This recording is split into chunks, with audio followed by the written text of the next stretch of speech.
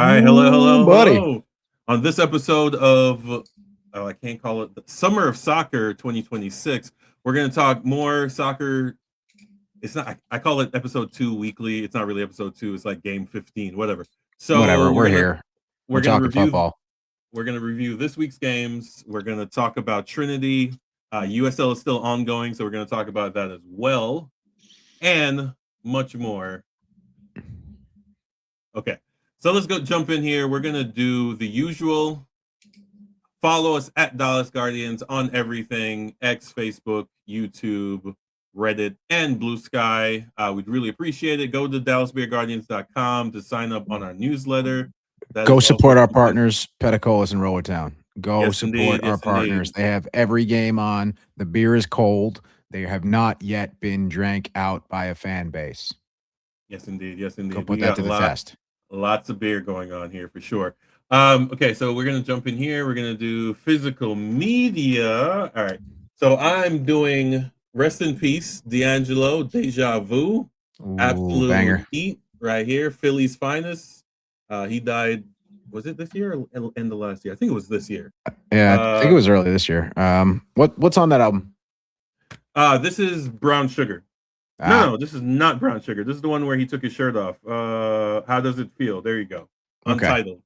That infamous video where it showed right where the V went and everyone wished the camera fell. So my man D'Angelo, this was a turnabout because he is neo soul. So he was all about, all that good stuff. And then he took his shirt off and became D'Angelo. So That's all it took. deja vu. Yeah, for sure.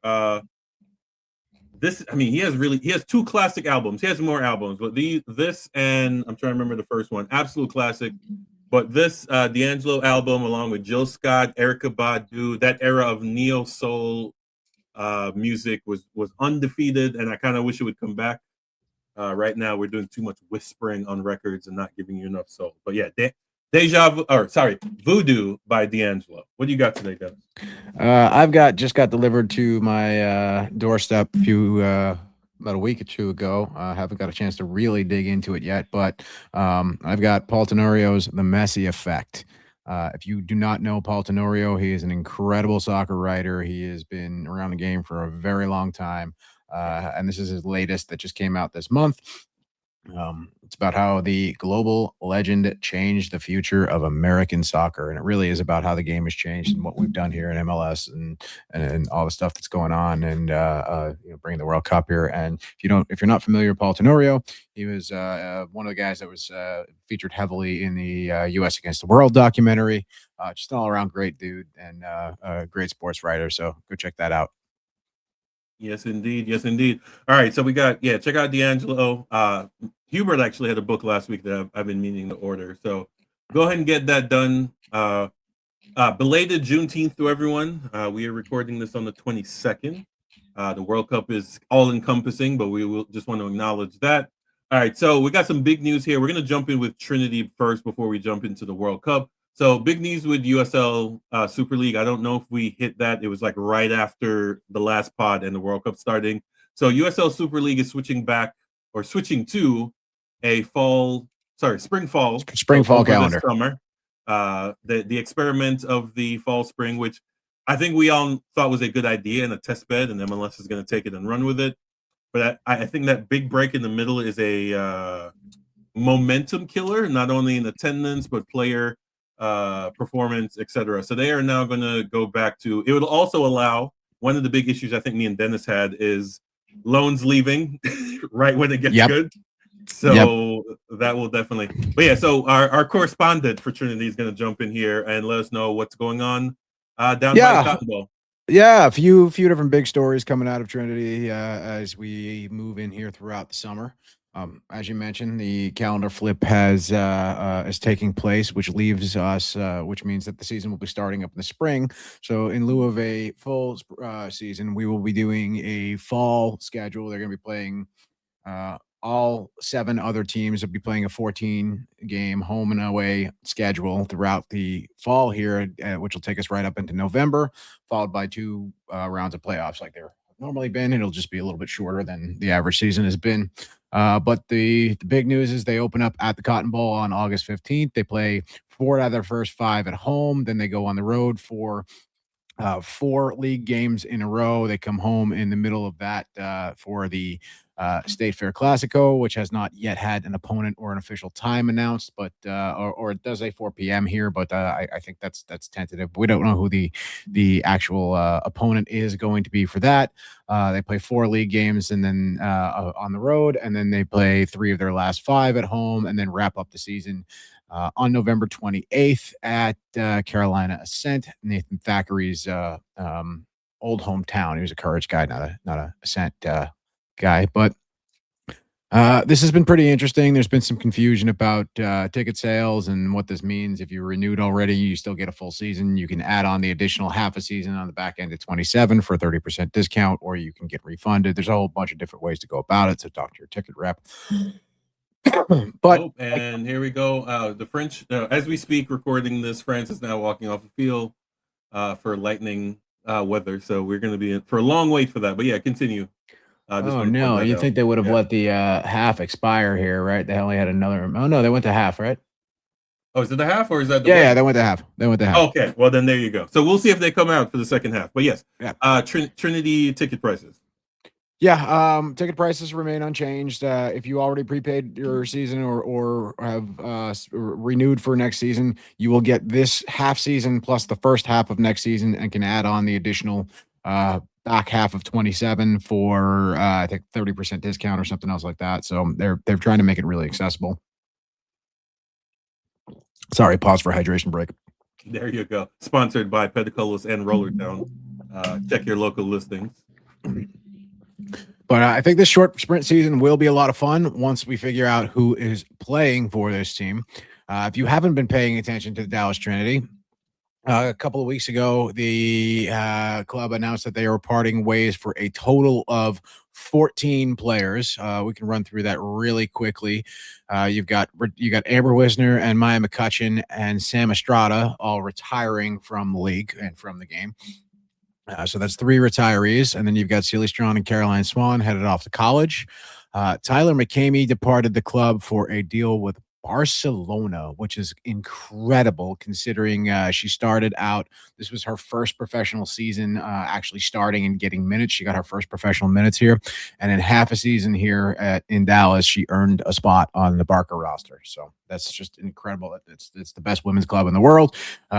Bar none. And so that's an incredible deal for her. Really happy to see her develop, especially somebody who's she's got a CONCACAF W champion with Gotham. She's got a NWSL championship with Kansas City Current, although she did not play any minutes. She was the backup keeper for both of those. So really happy to see her go. But also departing the club are Allie Thornton, Bethany Boss. So we've got 2 strikers gone: Hannah Davison, Samar Guidry, Lauren Lapamarda, Kylie Delaney, Caroline Kelly, Jenny Danielson, all gone.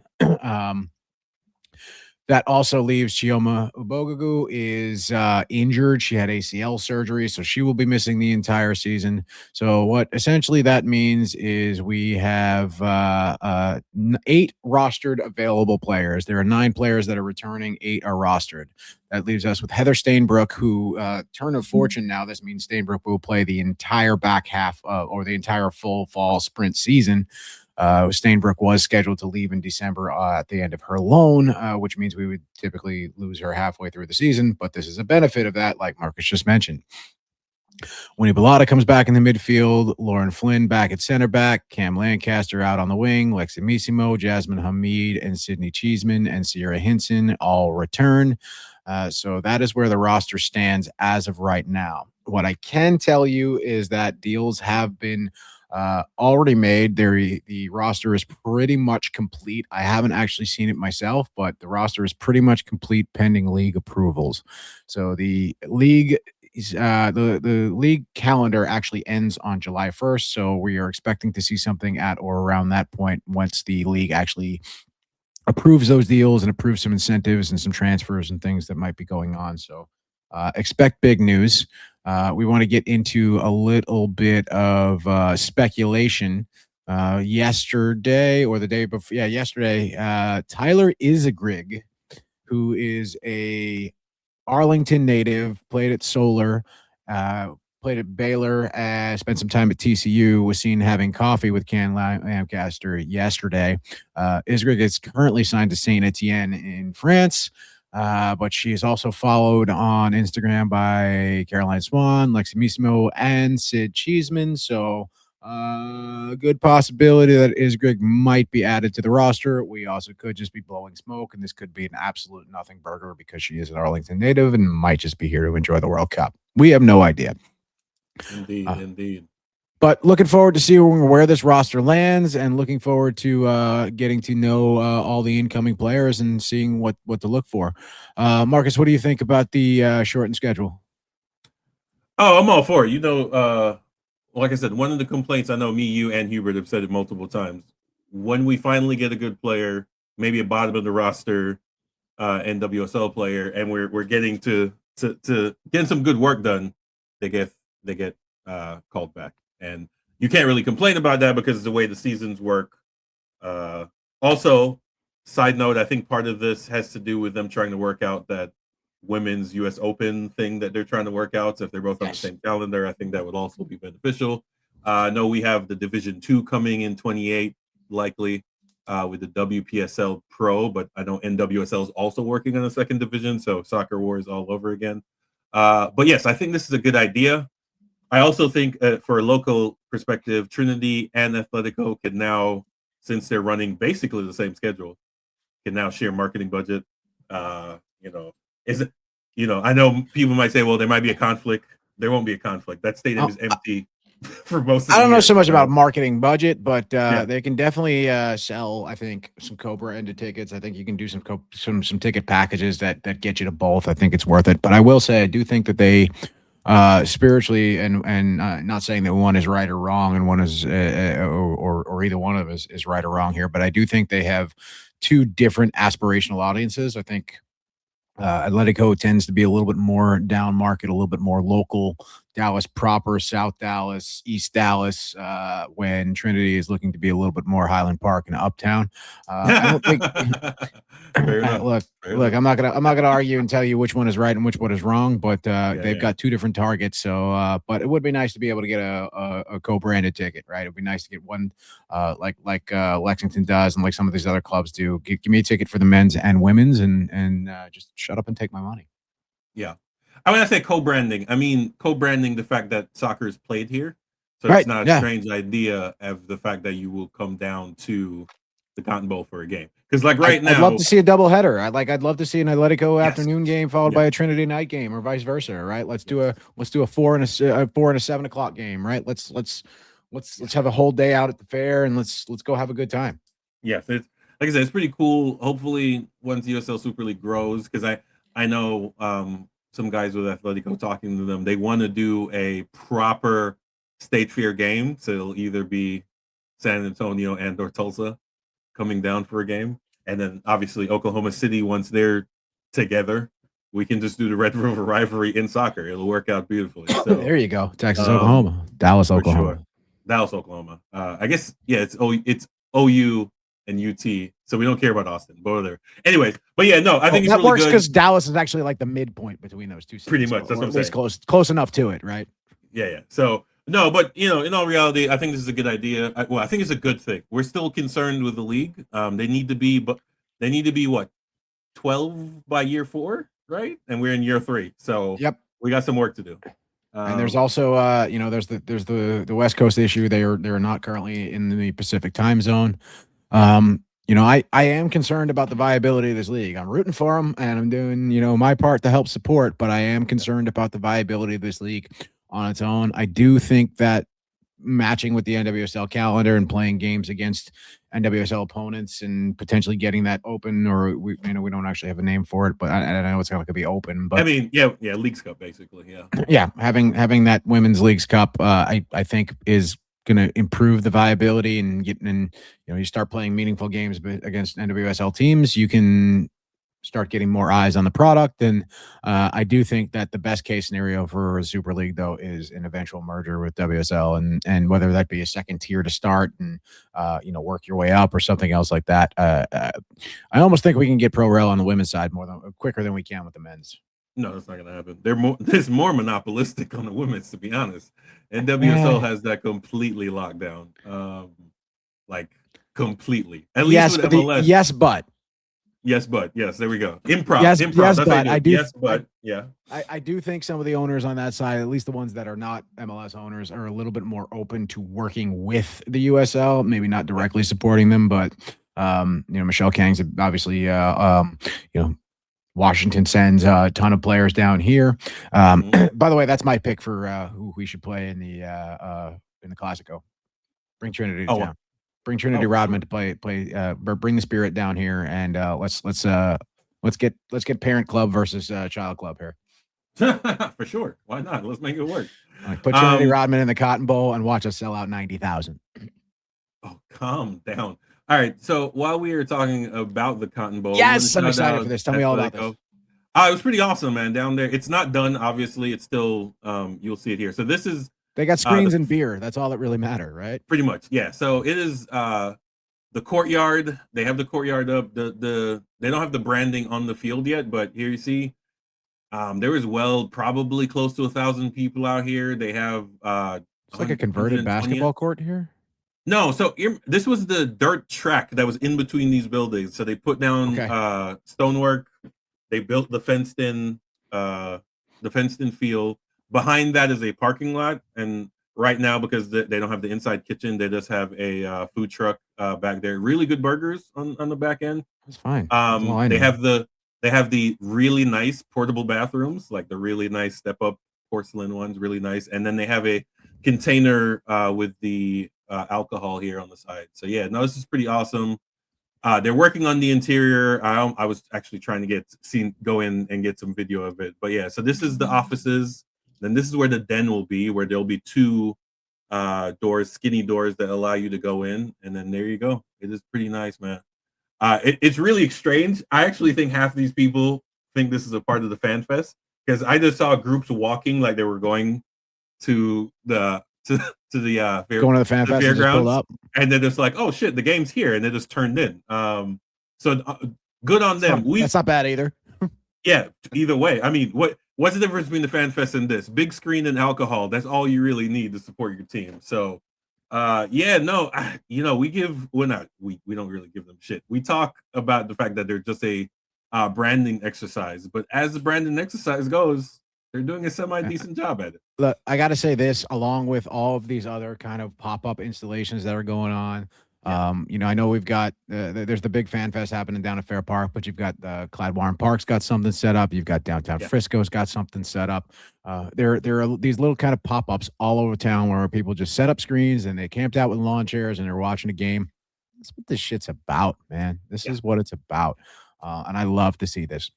I was joking with somebody the other day, like with all the international guests having these sort of like unique American experiences, and us embracing all of these different international cultures that are here and going back and forth. Everywhere in America feels like New York right now. They're trying to do the downtown thing. Like they're forcing people to come down and live like in a city type thing. Go outside, talk to people, watch the game, have a beer. Yeah, no, grab a coffee. Yeah, I've been hitting multiple. I've done everything except Fan Fest, because I'm not going into Fair Park and dealing with that. But this was as close as I got. Have you been to Clyde Warren Park yet? Yes, I went 2-3 days ago. I haven't been myself. I haven't had a chance to get down that far yet, but I've heard nothing but good things from Trinity folks that have been out there, and Trinity's had a couple activations out there, and I know a lot of folks that live down that way. They're having a great time. Downtown Frisco is great too. If you're up that way, they've got Frisco Square set up, and they've got screens and stuff set out there. You can take to-go drinks from a couple of the bars up there. It's a cool little experience. I was up at Roller Town last weekend or this past weekend hanging out. That was a Friday. I was up there with Brian and Scott, and a few of us were all hanging out watching the games, and that's been great too. Have not made it down to Petacolis yet. Going to try and get down there for some games this week, but great scenes coming out of there. Great photo, great video, great experiences coming out there. Mike and the rest of those sickos taking a bus down to Monterey along with Bailey and Arjun has been, he's producing some great scenes. But dude, there's so much happening around town, and this is the vibe, man. This is what it's all about. This is giving me flashbacks to some of the better World Cups of my lifetime, most notably 2006. You know, I'm 98 still my year. It's the only year we qualified for. But yeah, no, follow us on socials. It's been a grand time. Again, Trinity has their let me put this back up. Check out their schedule. Go to dallastrinity.com. Season tickets, I think, start at $144 from what I saw. They're not expensive for 8 games. And then obviously next season we'll figure out how that goes. And there's a ton of perks coming with it too, right? They're doing a bunch of activations. They're doing a bunch of like on-field stuff. The brand ambassador group is getting some special activations that are going to be happening this year. Nothing I can actually speak about, but there's some cool activations that are going to be happening this year. And there are going to be a lot of bonuses for being a season ticket member. Most notably, I've got to go pick up my 4-foot Trinity season ticket member sign that I haven't picked up yet. It's been sitting down at the office for a week. So it's the big traffic road sign. So that looks pretty cool too. But yeah, a lot of stuff happening around town. A lot of World Cup events. A lot of stuff happening. So it's definitely worth it to get out, check on the local game, see what's going on. And like I've said in the interviews that I've done in 4 continents now over the past couple of weeks, I have done Japanese media, I have done Australian media, I have done Swedish media, I have done I was on French TV this weekend, and I was dubbed into French and German, so there's that. So as I said though, that this game is about supporting local, right? Keep this energy here after the cup leaves and come out and support your local clubs, whether that's FC Dallas, whether that's Trinity, whether it's Atletico, or it's Texoma, or it's Salina when they start playing, or it's Fort Worth, or wherever you are, get out and support McKinney. Shout out to Hitch and the Jukes up there, right? Like there's a local game. Get out, support it, have a good time, and just do it, right? Like within your means. Look, within your means. The Chupacabras and no, I'm talking about the World Cup. That's why I was like within your means, because that's what I mean. Get out here and support the local game, right? You don't you just because you can't go to a World Cup game doesn't mean you can't go to a soccer game. As soon as this is all over, there's going to be plenty of games all around town again, and wherever you are, whether that's here in Dallas or elsewhere. Yeah, man. MLS got 30 teams. USL combined got 48. If you do USL 2, that's another 120. NPSL, like there's chances are NWSL, Super League, the USLW, right? Like there's overlap on some of those, but if USL, NPSL between them is like 230 teams. There's probably somewhere in your city or within driving distance. So yeah, support the local game. There is probably a local club within 50 miles of where you live, and if not, you might have a college soccer team. Go support them. Sure. Support your local college team as well. All right, so we're going to jump in, transition right quick before we jump. Last thing, USL is still running. So this is this week's results. Like me and Huber were talking about last week, attendance is not terrible. It is down, which is understandable. There's a World Cup going on. Yeah, there's a lot of soccer fatigue. All the teams seem to be doing activations, watch parties to get people out and doing all that stuff. Brooklyn's attendance has actually gone up, which is really weird. Are you familiar with Jensen Notbutton? No, what happened? The influencer is he's Schlaggy Pint. You've seen him. You've probably seen him. Probably younger black dude. He's got he goes to like all these lower league stadiums all across Europe and just tries to get as much beer as he possibly can. He went to the Brooklyn Rowdies game, and so he was drinking Bud Light Tall Boys with some of the guys out there. That was some great videos. Check that out. Well, yeah, if that's the type of, because I know there's a bunch of people on like Reddit and social media talking like why is IShow Speed everywhere, and I'm like, because they're trying to catch the Twitch generation. It was either him or Kyle Sanat, so I don't know what to tell you.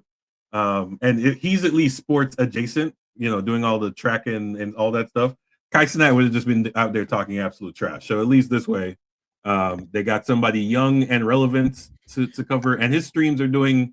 And Speed's actually an incredible athlete. I'm not a big streamer YouTube guy, but Speed's an incredible athlete, and I'll give him that. Like everything he does, he's incredible at. No, for sure. We'll talk more about how USL, I think, dropped the ball on advertising themselves. Now they've gotten lucky with some really good goalkeeping by USL goalkeepers, which has gotten them some attention. Shout out to France Iraq is officially in weather delay. Yeah, no, I saw that earlier. We got our first weather delay of the World Cup happening right now. God bless America. So now Zlatan has more jokes to get off on Alexi Lawless. So that's always awesome.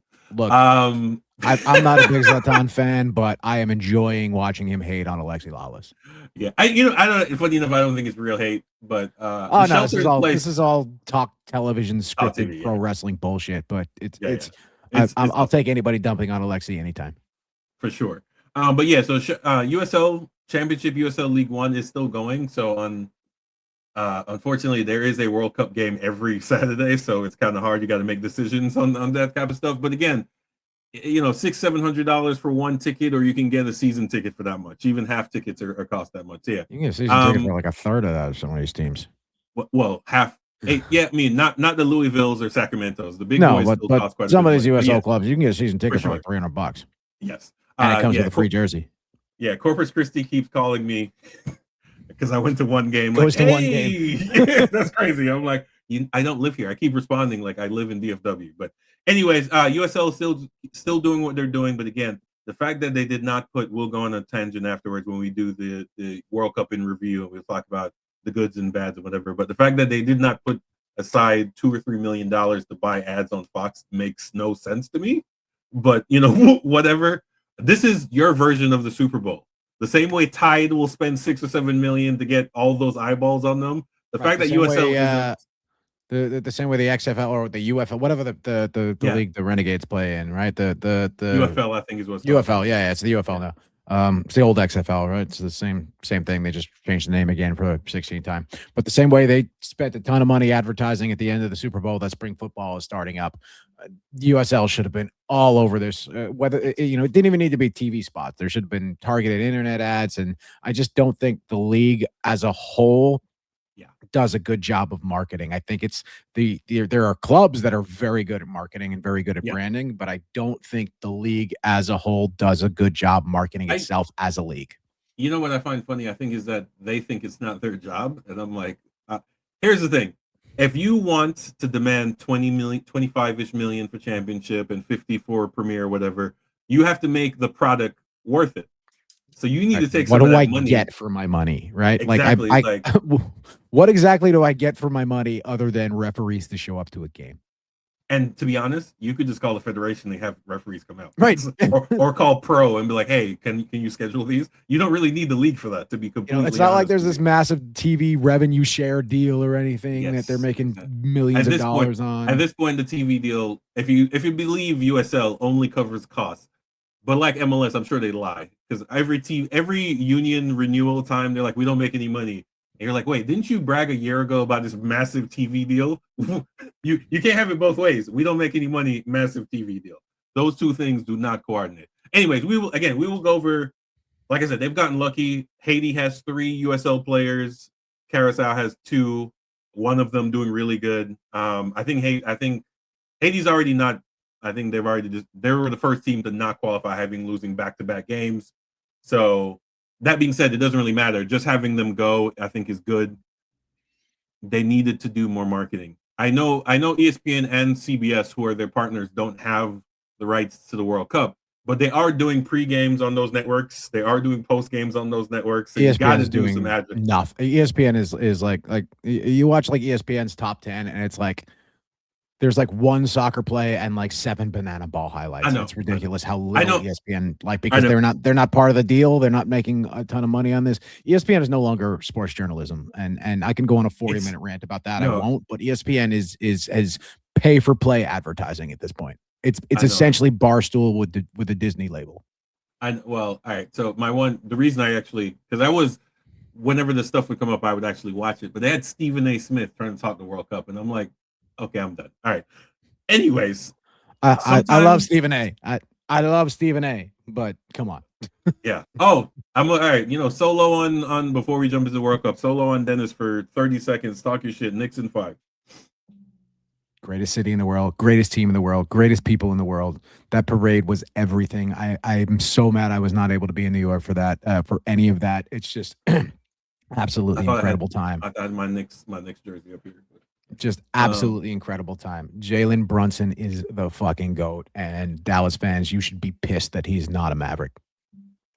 First of all, I've been a Jalen Brunson fan since I found out he was Jamaican, and we're trying to get him to play for our basketball team. So he's And he's not Jamaican. His dad is, which means he His qualifies. dad's Jamaican. His mom Um, is you know, but dude, this is the perfect New York City team, right? It's a half Jamaican dude, a Dominican, a Puerto Rican from Brooklyn who went to Christ the King High School in Middle Village, Queens. Represent Yeah, no. It again, not racially basketball. ambiguous Landry Shamet. I mean, they're all kind of all that. Even Jalen, to be honest. I will admit, not a basketball show, but the Knicks having not won for 49? 3 years. And it being a rematch of 99. So when the Spurs dynasty started, and now we're back here. So, the Spurs can still one talk. last point I'll make about this, and I'm done for at least this episode. Yeah. Fuck Wemby. All right, man. Wemby's still a legend. The Spurs, to be honest, if I'm the Spurs, was it Dylan Fox, whatever my man name is, would have to walk home. He's not. Yeah, De'Aaron Fox. No, they might as well left his ass in New York. Just Facts. terrible, I'm like, terrible performance. He was, and he's the vet. He's the guy they gave the ball when they needed a bucket, and he was doing some fuck shit. Someone needs to check his Kelce account or whatever. Polymarket. He was doing. We get a Polymarket sponsorship going here. I'll take their money. Kelce is at least regulated by the SEC. So I'll take their money too. I don't care. Sponsor us. I'm not picky. I'll take your money. Fair enough. All right. World Cup talk. Sorry, we're 30 minutes in. I will try to chop this up so you didn't have to watch through all that. All right, we'll go through today's games first. No. They will have to watch me go on my New York Knickerbockers rant. That's part of the deal. Well, yes. Now that we pay for the subscription, I can actually clip these in the shorts. I will make sure I put that as one of the shorts. All right. World Cup fixture. I guess we're gonna do this in reverse order. This is Monday's slate. So today's slate finished already is Argentina, Austria 2-0 with brace from Miami into Miami. Sorry, not Miami. Team into Miami's very own Messi. Second best Miami player in the World Cup. Facts. He doesn't need the Instagram growth though. He already has like 100 million followers. Yeah, exactly. But yeah, Austria, to be honest, did not really put up much of a fight. I think Argentina and France are kind of the front runners, as we've seen. Our second game, which is now in the weather delay, we have France, Egypt, right? No, France, Iraq. Sorry, I always France, Iraq. Iraq is a solid team, well coached, does not have the firepower. They've basically been in the low block, trying to sit right on top of their box. And Mbappe, I don't know what. There was a knock on Mbappe that he was a kick and chase guy when he was with PSG.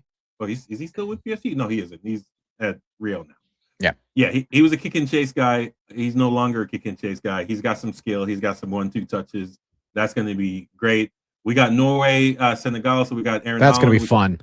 That's going to be a goal fest. And Mane from Senegal. Senegal. I don't know if they're running over the high off of the Africa Cup or whatever is going on. They don't seem to be the team I was expecting to show up for this. And lastly, we have Algeria and Jordan. Not Palestine, Jordan. There we go. Their flags are almost the same. This is a nothing game. To be honest, I don't care. Yeah, but it's the 10 p.m. game, and these late night games have been a lot of fun. Absolute fireworks. These 10, 11 o'clock games have been the most fun of this tournament. These like CONCACAF after dark games have been like just incredible. Yes, indeed. All right, so we will jump to the next slate. So this was Friday. Actually, let's not do that one because I want Dennis to do the America game. So we will do Saturday's games. What do we have here? Netherlands, Sweden. That was an absolute ass whooping, belt to ass type of activity. Germany keeps winning, but not convincingly in any way where you think that they're going to do something this year. Barely showing up there, man. Yeah, to be honest, if I'm being honest, Cote d'Ivoire should have won this game.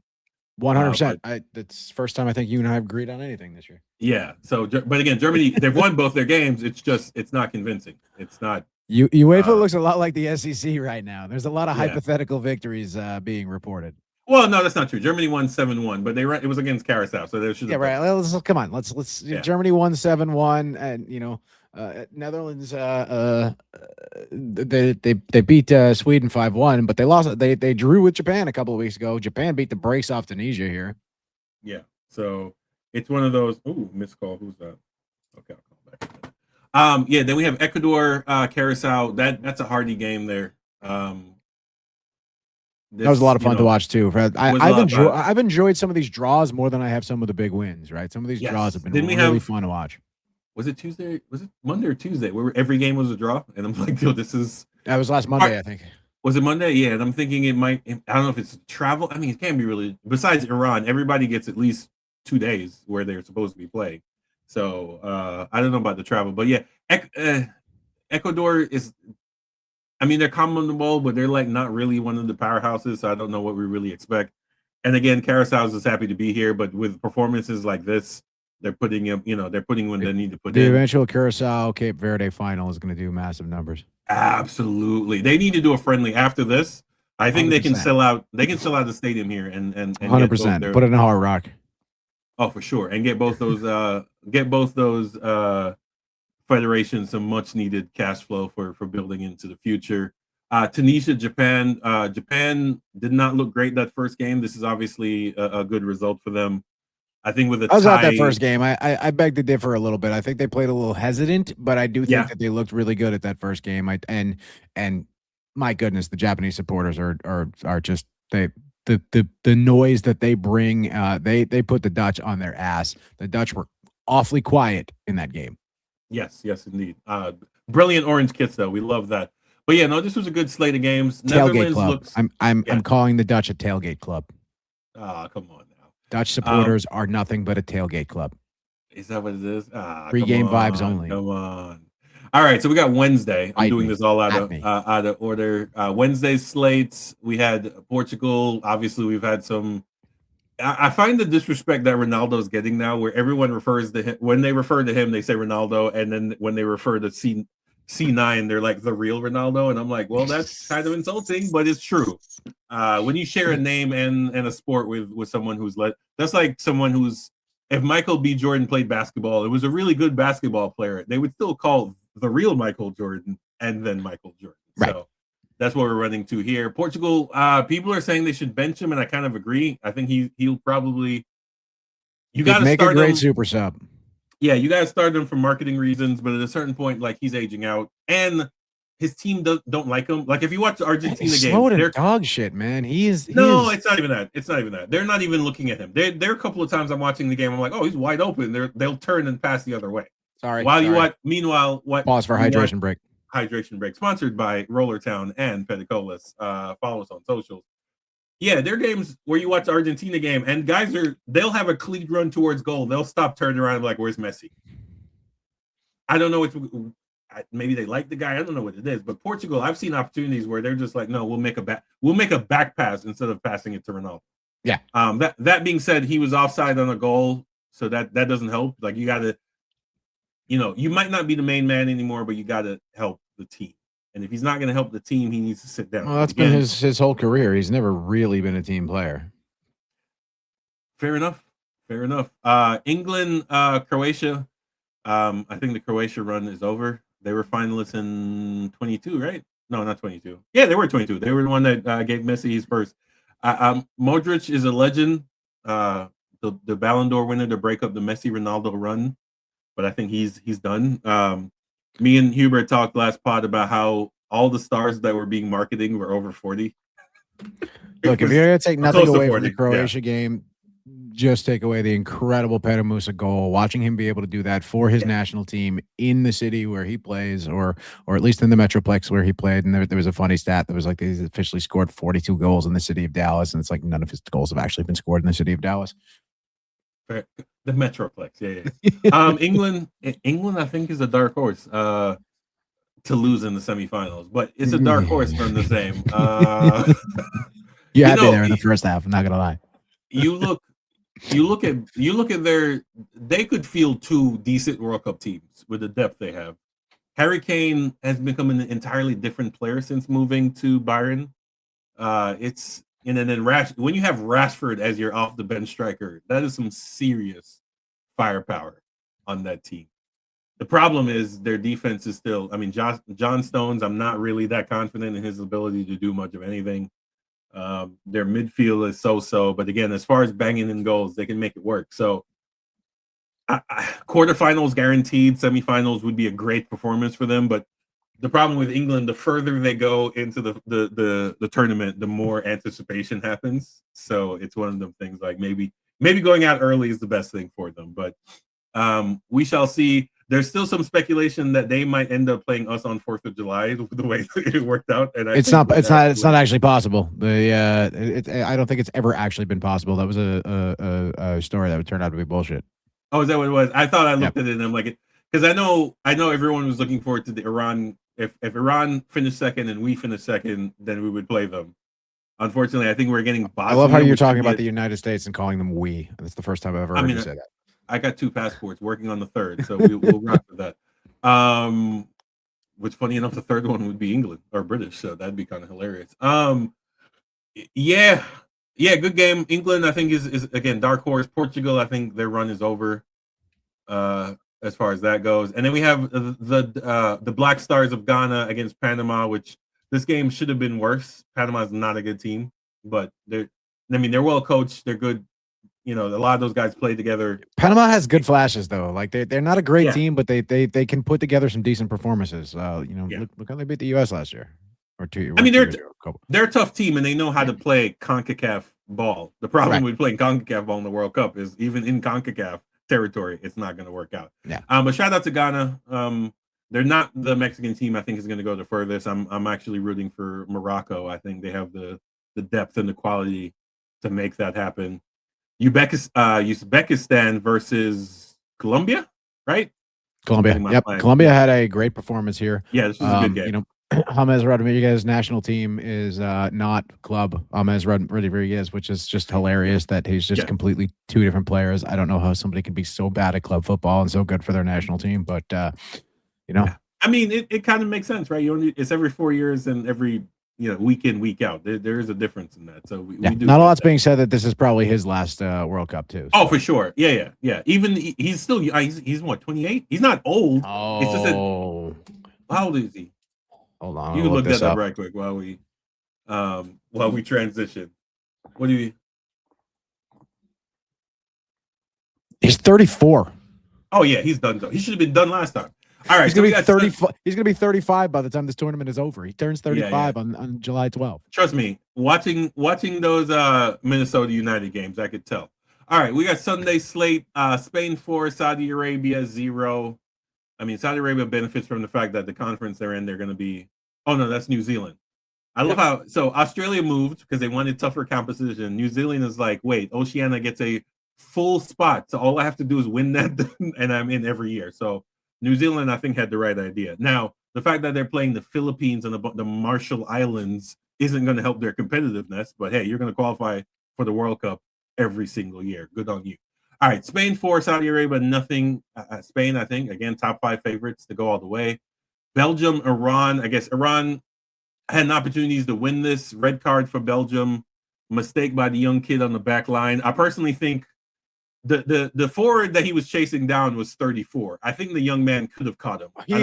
Just complete brain lapse, just lapse of judgment. Like he absolutely could have caught him, and it was just a reaction, and get for it to go down that way, and actually unbelievable what they were able to hold on. Iran somehow looked worse up a man than they did. Yeah, it was.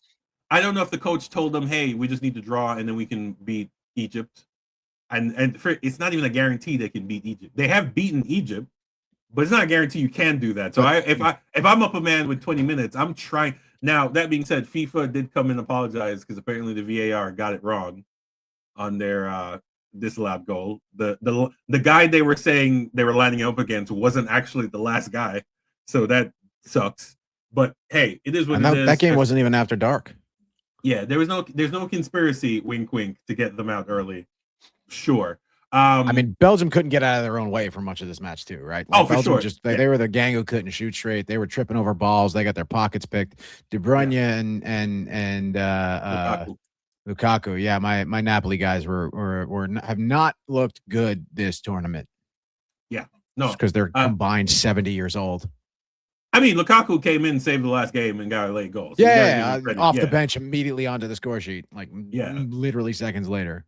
Yeah, so it's, but I think we can officially say the golden generation or whatever you want to call it for Belgium is done. So I mean, they have some young pieces, but I think that era where people thought they were a serious contender for maybe winning a World Cup is officially over.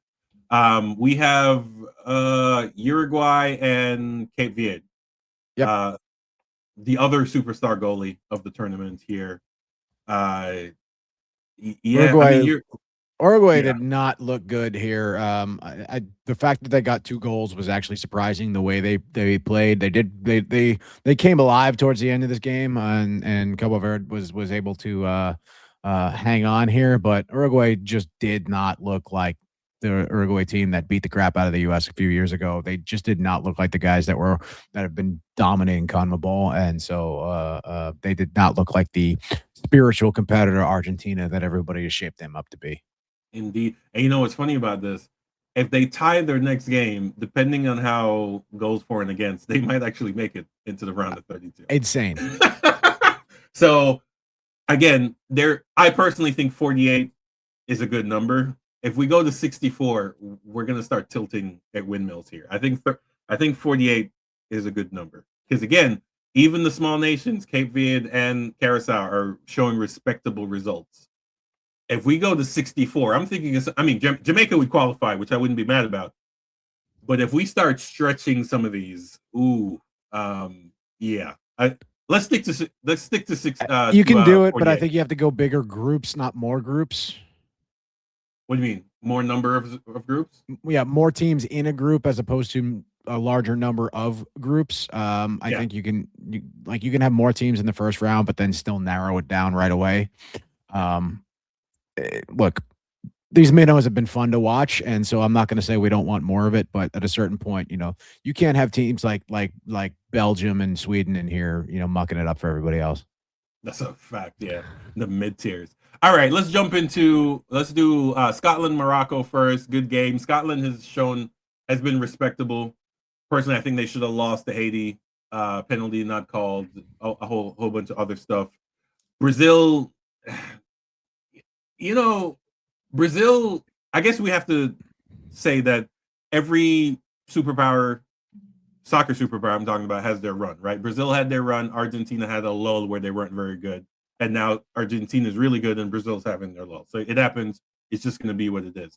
3-0 against Haiti is what it is. It's not great. It's not bad. It's to be expected, right? That's what you expect him to come and do. It's no more than expected, but it's exactly what you expect him to do. On the Scotland game, though, I am a little disappointed in Scotland's performance. I think that they look better on paper coming into this tournament.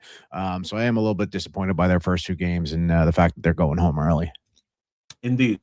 Well, no, they won. They got 3 points, right? They can tie. No, wait. They lost. No, they beat Haiti the first one. They beat Haiti? Yes. That's what I said. They should have lost to Haiti. It was or they should have tied because it was a blown penalty. So no, they have 3 points. There's an opportunity for them on the last day. So we're gonna talk about, again, I'm gonna let you cook on the USA, but we're gonna talk about the paper tigers that is in the group here. Everyone was all worried about Turkey. They suck, bro. I mean, this is the point of resumes don't make teams. Because everyone was talking about who plays for Real Madrid and who plays here. And you see them play on the field and you're like, you're not very good at all. I'm disappointed in every way possible. I know Paraguay wasn't a good team, so that's neither here nor there. New Zealand, I think, disappointing. That's Australia. New Zealand. Sorry, Australia did a good accounting for themselves. We know what Australia is, right? Most of those guys play for the A-League. They're all in the country all the time. Couple MLS guys. Together. Yeah, a couple of MLS. But I mean, the core of the team, all A-League guys, they play together. They know what's expected of them, so they're going to be very well organized. To be honest, even in this USA game, had some opportunities that, there was actually one that should have been a goal, but we'll never get into that. But again, Turkey, I don't know. Anyways, so USA 2, Australia nothing. What are your talks about this game? This is the best U.S. men's national team I've seen in my lifetime. Okay, calm down. Why do we? What is it about hyperbole? I don't understand. That's not hyperbole. This is the best U.S. men's national team that I've ever seen in my lifetime. These guys are playing the best football I have ever seen the national team play. All right, man. We'll see. If they make it to the semis, we can talk about it. But I don't think that they are a top 5 team yet. I don't Yeah. think that they are going to be world beaters. I think that there is still a lot of competition to be had. I think we are still quite a few years away from the prospect of winning major tournaments like this. But I do think that there is a path for them to make a very deep run with the way things have shaped up right now, and they have earned their spot. They went out, they beat the two opponents they were supposed to beat. And this Turkey game is now meaningless. Yes. Turkey I mean, was they're going to supposed to beat them be too. They're going to, yeah. They were Oh, supposed to be the absolutely. tough But guy. but Turkey Yeah, was supposed to be the game that was going to be the hardest. Everything was going to be on the line up against them, yeah. and that was, they were. And now it doesn't even matter, right? We beat the Yeah. shit out of our two opponents. We scored No, you goals. did not beat the shit out of Australia. Paraguay was a different thing. Beat the shit out of Paraguay. Beat Australia. Beat Australia well. Yeah, Australia was a fight. Let's also give it up for let's also give it up for the all-time leading United States goal scorer, my good friend Owen Goal. Owen Goal. Yeah, I mean, OG Anunoby. I'm trying to be positive. It's a good squad, and this is even without Pulisic. Obviously, we got some FC Dallas blood here with Ricardo Pepi, Weston McKennie. Wait, there's one more guy. Who am I remembering? Who am I forgetting? Is there one more FC Dallas connection on this team? Chris Probably Richards. Somewhere in there. There you go, Chris, my man. So there's solid FC Dallas connections. It's a solid team. There's some, my frustration here is that there's too much homerism on Fox. So I've been watching it on Telemundo because to quote Action Bronson, motherfucking World Cup starts today. You better be watching that shit in Spanish. Facts and no hydration break commercials. Yeah, was it Stu, whatever that guy was talking about how it wasn't a penalty because he incidentally stepped on the back of the guy's ankle in the box. And I'm like, accidental doesn't actually make a difference. I've watched almost no Fox coverage, so I have no idea. Yeah, that was the game. That was the goal Australia was supposed to score. It was a cross into the box. Attacker is running clean, beat the defender clean, running at the box. He steps literally on the back of his ankle, rolls his ankle, and Stu's like, "Oh yeah, no penalty. It's an accidental." I'm like, if I accidentally elbow you in the face and I'm in the box, it's still a penalty. Why do we keep using that? Again, homerism annoys me to know it. But again, own goal. Is it Sebastian Dest who scored the second? Who scored the second? Jorginho Dest? Yeah. Yes. Good goal by them. Australia, good fight. I think they made the right decision moving from Oceania into a competitive conference. The A-League, I don't know what needs to be done with the A-League to make them solid, but I think on that note of competition, it is rumored that the United States will once again be hosting the next Copa America. And as much as I hate the idea of that, right? On principle, I hate the idea of getting milk dry for another fucking tournament. Just so tired of it. I do think it is the path for a CONMEBOL, CONCACAF. It's not happening. Never happening. Just so we're clear about that. Never. First of all, Argentina and Brazil don't want it. So if those two don't want it, it's never happening. Never. Eventually somebody's going to say we cannot turn down this American money. You don't have to turn it down. Just come up here and tour like they always do. Right? Eventually they're going to say we cannot continue to turn down this American money, and we want to bring the states to town. And I think it's only a matter of time, but regardless, the US needs to continue to have competition like that. And if that's the way we have to do it right now, I think that's what it takes. The U.S. needs to play serious contenders all year, every year. Okay. I mean, I disagree, but sure, we'll rock with that. I think it's more likely we get a how far can the U.S. realistically go playing Mexico and Canada as really the only powerhouses in the federation? They can't beat Panama on a regular enough occasion. We invented Panama, okay? No, you invented the canal there, but yeah, you went to Michael Bradley and all his arrogance went to Trinidad and be like, "Oh, there's water on the field. We are above this," and then proceed to lose. How about you consistently beat the teams you're supposed to beat, and then we can talk about let's go play Argentina, Bolivia. You wouldn't even beat Bolivia on a regular enough occasion, much like anyway. That's how they get there, though. They have to match up against these teams, and that's how they get there. Oh my god. Okay. Anyways, let's work on the Liga MX MLS merger first, and then we'll work on that. In the completely different story. Completely different story. Anyways, all right. The next USL game is on a Thursday. against Turkey. It doesn't really matter, but come out to the watch party. We will be having at either Rollertown or Pedicolis. This is the last game. I forgot this sheet. I had to actually find it. Canada, big rebound, put 6 past them. Now, granted, 2 red cards, 1 really bad leg break. Terrible. Feel bad for and him. as someone pointed out, Neymar falling on a fake injury made more noise than this guy with an actual leg break. It was pretty. As a matter of fact, I don't think he actually noticed it till he looked down and then was like, "Oh shit, my leg shouldn't be bent that way." Type shit. And let's talk about Mexico qualifying too. Mexico got in and they locked up the group already too. So.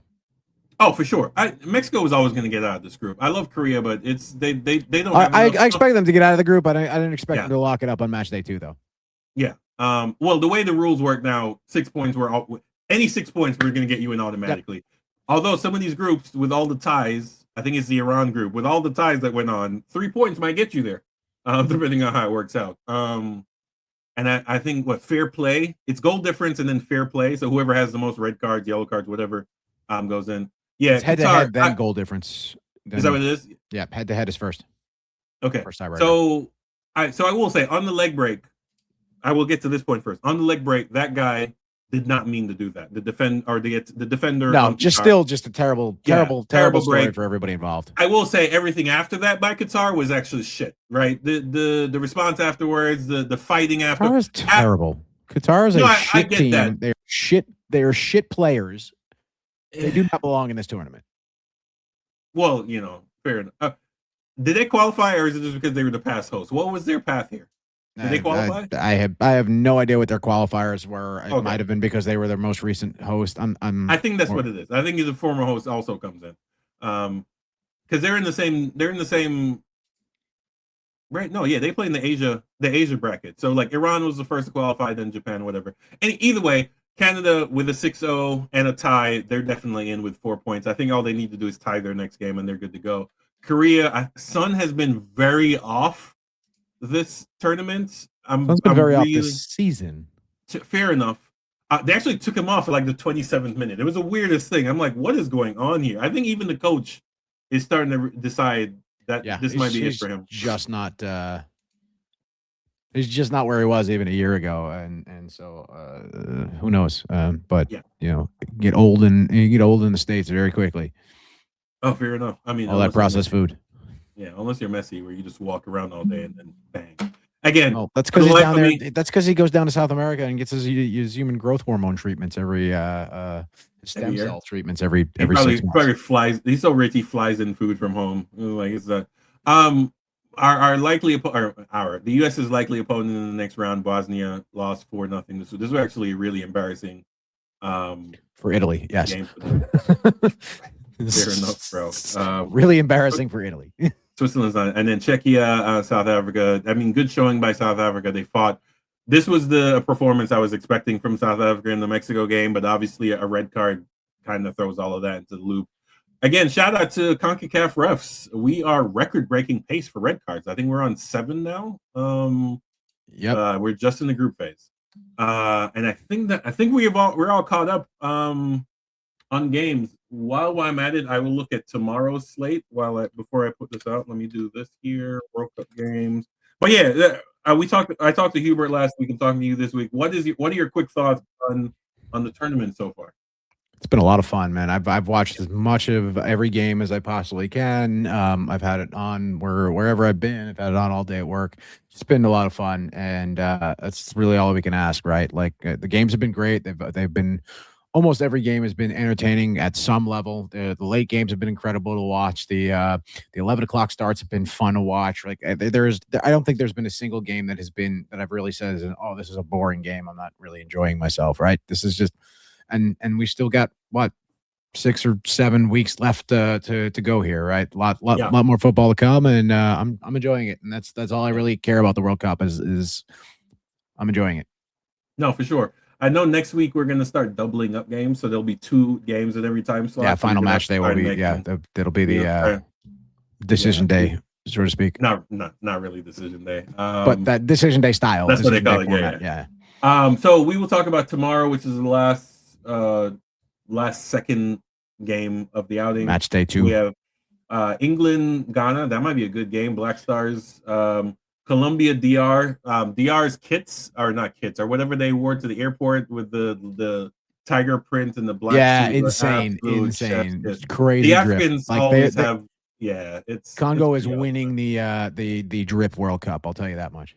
Indeed. And then we have Panama, Croatia, and Good. Portugal, Uzbekistan. So we were saying Ronaldo should be benched, but against Uzbekistan, he might put 2 in, to be Right. honest. If, and he yeah. might do it on GP at this point, right? Just to make a statement. Panama Croatia is going to be a fun one too. I watching the Moose get loose on a tiny CONCACAF nation should be a lot of fun. Should be fun for sure. I don't know when we're going to record another one, so I'm going to run through Wednesday's slate. Switzerland, Canada, Bosnia, Qatar, Moscow, Morocco, Haiti, Scotland, Brazil, South Africa, Czechia, Korea, Mexico, South Africa, Korea. None of those games are really screaming my name. I guess I'll watch the Canada game. I work from home. I'll watch all of these. I have multiple TVs. The marquee matinee feature, though, is Thursday at 3 p.m. Central Time. No, it's not Ecuador, Germany. It is Curacao versus Ivory Coast. Ooh, Ivory should take care of business there. Ivory should take care of business. That is going to be the marquee matchup, though, of the day. That is going to be my favorite match. That is going to be the one to watch for the day. That is probably going to be the most entertaining match of the day. Fair enough. Japan needs a win. So, no. They got one. They got a win and a draw. They got 4 points. So a win obviously locks it up for them. Yeah. A tie will probably get it done. Yeah. A win. Yeah, win the group. A tie, probably 5 points, probably still gets them in there. Japan, Sweden, Paraguay, Australia, the bullshit game no one cares about. And then Turkey. Again, to be honest, this Thursday slate, most of the people are already set. The Ecuador, Germany, I expect them to put 4 or 5 past them. Tunisia, Netherlands, I expect Netherlands to handle business. So I will be watching. Probably hit a watch party for this Japan-Sweden game. And then Friday, Norway, France, Senegal, Iraq, Uruguay, Spain, and then big game, late night, Egypt, Iran, New Zealand, Belgium are the late nights. And then Saturday, we start moving into the Saturday is the last day of of group play. So we got Panama, England, Croatia, Black Stars, DR Congo, Uzbekistan. That's if I was anywhere near that, those are probably going to go for like $100. Colombia, Portugal will need this game, so they probably take that seriously.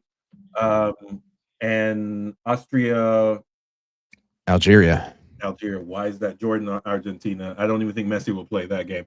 All right. So as it stands right now, these are the teams that are already booked as we stand today on Tuesday. Mexico, the U.S., Germany, and Argentina winning both their games are locked in. But yeah, so we will see you. I think we will try to get back on here Thursday or Friday. Yep. One last bit that we did not mention. If this is dropping, I believe we're going to drop this on Tuesday, the 23rd. Come out tonight to Pitt Frisco, 4 p.m. to 6 p.m. We will be playing the friendly against the Swedish supporters, who are, from what I hear, also a bunch of drunks just like we are. So not expecting fierce competition, but it should be a lot of fun. We're going to play a little indoor, maybe a little 5s or 7s, depending upon how many people turn out. But you're welcome to come and hang. There is no cost to hang. You can come and watch. And we have a very special guest referee joining us, Mr. Garrett Melser will be there. Yes, indeed. We will be taking hydration breaks every 5 minutes because we're old and washed. But and those hydrations will include beer. Exactly. All right. Support local soccer. Well, I mean, it's World Cup, so I guess support your international team you're affiliated with. But while you're doing that, support local soccer, support local breweries that are having these watch parties. I know this is should be a windfall. Again, we will have a wrap up for the World Cup at the end of it on probably July 21st-ish to give our thoughts. But yeah, support your local breweries, hit up a local watch party, support local soccer, and we will see you probably sometime this weekend as we wrap up the group stage, and we will talk about the round of 32 going forward. Dallas Bear Guardians, peace.